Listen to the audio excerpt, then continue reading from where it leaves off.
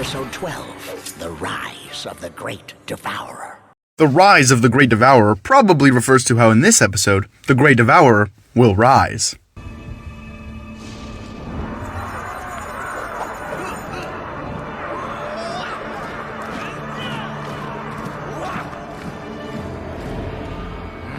Why is the smoke showing him both what already happened and what will happen?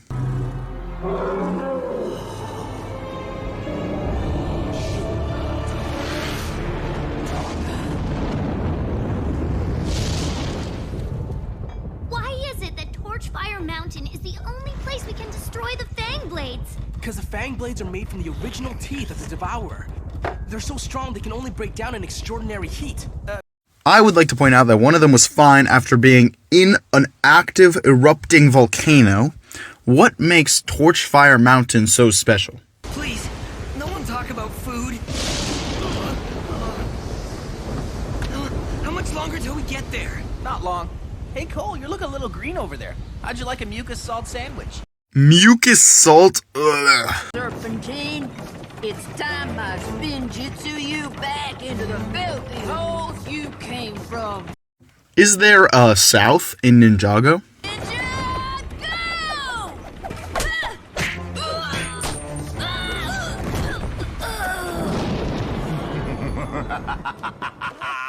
What a joke. You always were a boy who chased stupid dreams. This is kind of ironic, because Pythor by definition is a dreamer. He is actively trying to put a legendary beast onto the world. Why did Pythor choose to reveal himself to Lloyd? It doesn't really make any sense from Pythor's perspective, and it doesn't actually end up mattering that much. Folks, for choosing the Ninjago Tour Company to see our land's most scenic destinations. And if you look to your left, you'll find Ninjago's very own Torchfire Mountain, where the core of the natural volcano can reach up to 3 bajillion degrees. Whoa. First of all, shouldn't the tour guide be giving real numbers? Secondly, though, don't tour companies like this usually service tourists from somewhere else? So where are these people from if they're not from Ninjago? Look, Mommy, a flying ship. Oh, honey, ships don't fly, only planes. No, Mommy, it's a ship. First of all, spaceships fly. Secondly, we never have seen a plane in this show, so this kind of implies that they exist. It's roasting out here. If you can't stand the heat, get out of the kitchen. Was that meant to be clever? I do not know. He's been distant all morning. It is beautiful, is it not? Sensei, we are ready for the destruction of the Fang Blades, yet you seem disinterested. You do not need my approval to finish the task. But Sensei... Buts are for sitting. Absolutely elite wisdom. A time when you will have to go on without me. Sensei, you're talking crazy. You've been alive for, like, forever. Later we find out that Kai wasn't really using hyperbole here. What he is trying to say is, you are like the sunrise. We cannot begin a day without you. Ah, but even the sun must go down, so a new day begins. I don't like metaphors. What are you trying to say? Are you leaving us again? In meditation, my smoke visions have come to an end. Why is he lying? We literally saw that he saw the Great Devourer being awakened. You know, we destroy the Fang Blades, then everything's gravy. Let's just get rid of them for good. Just throw them! The implications here being that there either were no cameras where Lloyd was training, or Nia is just bad. But also, there's an intruder, and there are cameras, and somehow nobody knows. So Nia is extra bad at her job.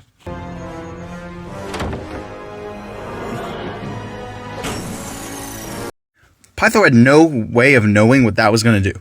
The ship could have done a nosedive right into the active volcano. They all could have died, including the Fang Blades being destroyed. Obviously, he doesn't want that. Huh?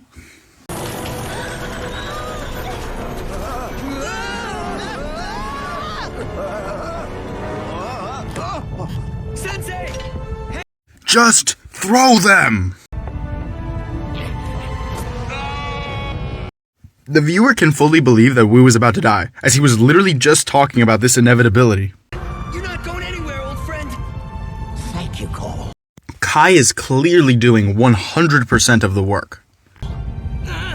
Nia, what's going on? Someone or something has overridden the system. Way too much credit is being given to that hammer. Also, how did Nia hear him? Python's on board!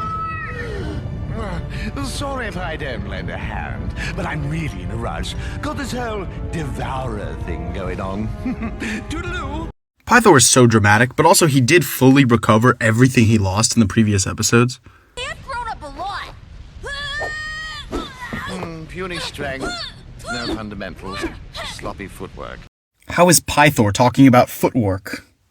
You think you can defeat me? I'm not trying to defeat you. I'm just trying to keep you busy until the cavalry arrives. This is actually a good moment for Lloyd, where he knows his capabilities and outsmarts Pythor.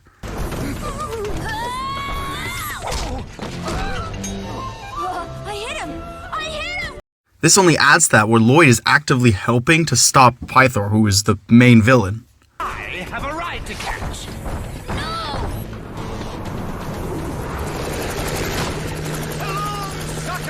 The entire first half of this episode kind of watches a little weird.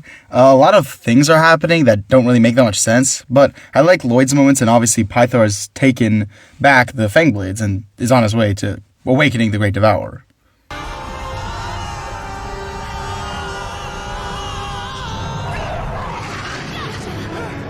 don't think I've ever been more glad to see you. Feel the same. Come on, he's getting away. This city of Ouroboros is miles away. This rattler-copter will never get us there in time. He just called it a rattler-copter, like this guy. We've already made preparations. What preparations? This gives a reason for why they showed the tour bus earlier. Beautifully animated, good job. Did Lloyd just throw the sacred golden weapons down the stairs? What about me? We need someone to stay with the bounty. But did you see me kick him in the face? I'm an asset. I kick butt and face. Again, if there's no Ninjago in the future, there's no real reason for this. Patience, kid. You're too important now that you're the chosen one. Patience, the student has become the teacher. Wu is doing my job for me. What do you say we play a little catch-up? It's my favorite game. I feel like a lot of people in this show say things like this, but, no, it's not. No one likes to be behind. In a lot of ways, this episode feels a lot like Snakebit, where they're just showing off a lot of things and have a lot of, flashy stuff to just throw at you. Ride of a lifetime!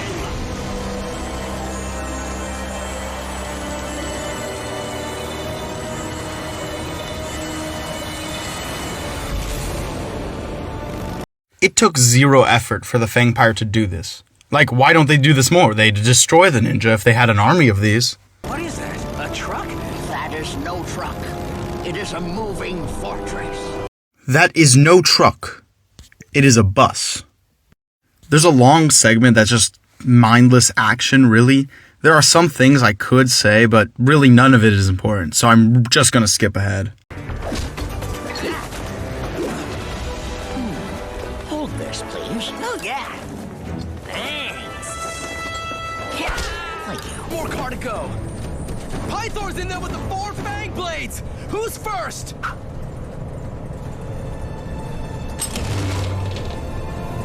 Sensei! What are you doing? My destiny is to face Pythor alone. Your destiny is to look after Lloyd. This is turning into a habit with him. Part of me is why did Wu do this? Maybe they could have even stopped Pythor if all of them had gone and tried to stop Pythor. But the other part of me is we don't really have to know. Wu has his reasons, and that's kind of enough. Wu is meant to be kind of mysterious and wise in some ways. They've been using the golden weapons until now. Why'd they just stop?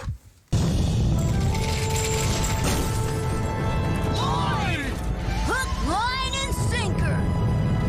To Ouroboros as fast as you can. Aye, aye, Captain. This is another good moment for Lloyd, where he's having to kind of save the day. Ninjago!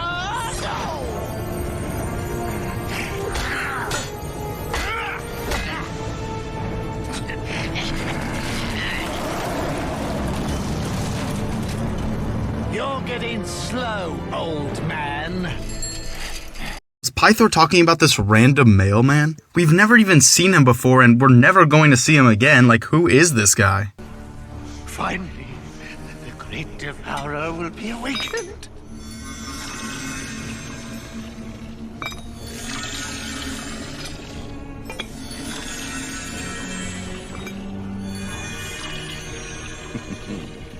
Perfect.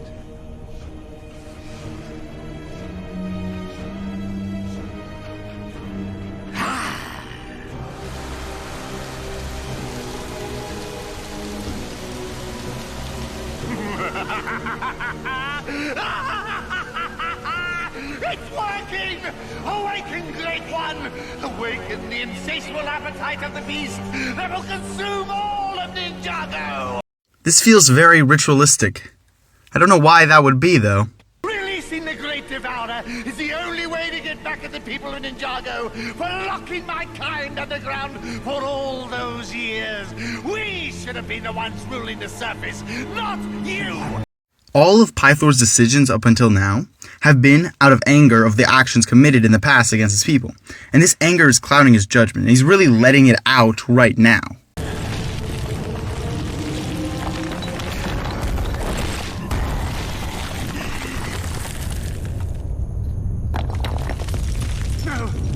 No!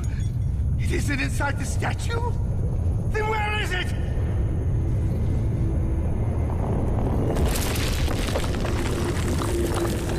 Ah!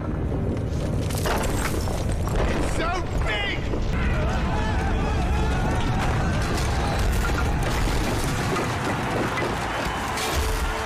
Can this get any worse? You shall stay to see what you have done. Let me go, you fool! Don't you see? It's underneath us! This is our destiny. Wu is confident that the Great Devourer will be defeated, so he doesn't want Pythor to get away with doing all this destruction without witnessing what he had done. Go! No, Sensei.